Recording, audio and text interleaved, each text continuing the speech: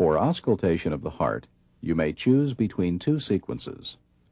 In the first, start with the diaphragm of the stethoscope and progress from the right second interspace to the left second interspace and down the left sternal border to the apex.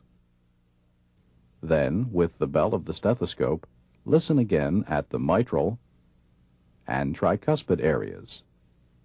Starting in the right second interspace helps orient you to the cardiac cycle. In the second sequence, start with the bell and listen first at the mitral and tricuspid areas.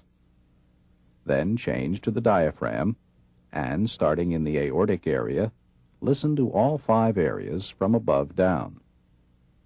Starting at the mitral area is useful when you've had to turn the patient to find the apical impulse.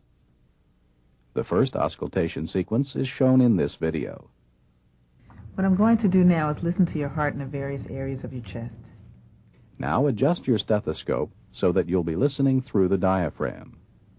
When pressed firmly on the chest, the diaphragm is best for hearing relatively high-pitched sounds, such as S1, S2, the murmurs of aortic and mitral regurgitation, and pericardial friction rubs.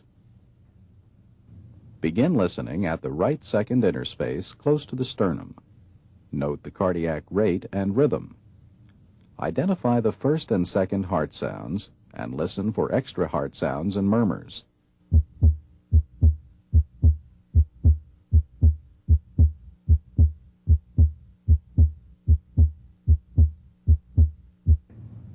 Please breathe deeper than normal.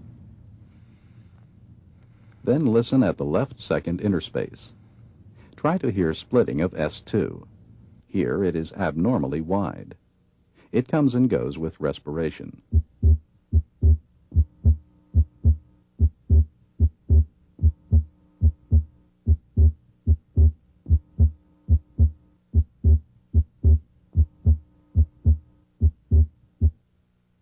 Continue to breathe deep. Proceed along the left sternal border to the third interspace. Again, listen for splitting of S2.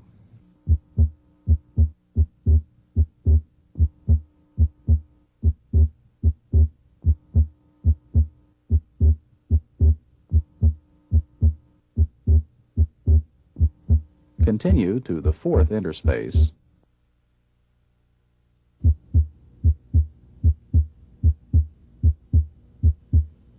and then to the fifth interspace.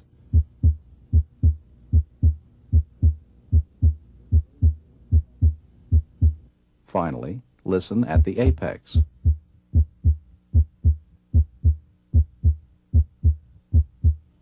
Now switch to the bell of the stethoscope, which is more sensitive to low-pitched sounds, such as S3, S4, and the murmur of mitral stenosis. Listen at the apex again.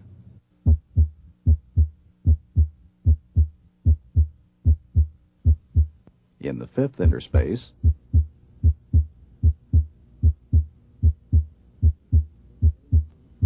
and in the fourth interspace.